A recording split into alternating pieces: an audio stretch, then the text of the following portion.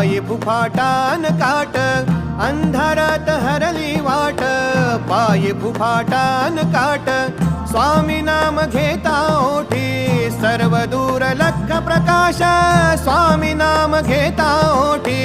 सर्व दूर लख प्रकाश व्याकुळलेल्या जीवाचा प्राण समर्थ जीवनाचा अर्थ म्हणजे श्री स्वामी समर्थ घेऊ नको आहे पाठी माझे स्वामी समर्थ एक माया न बापा श्री स्वामी समर्थ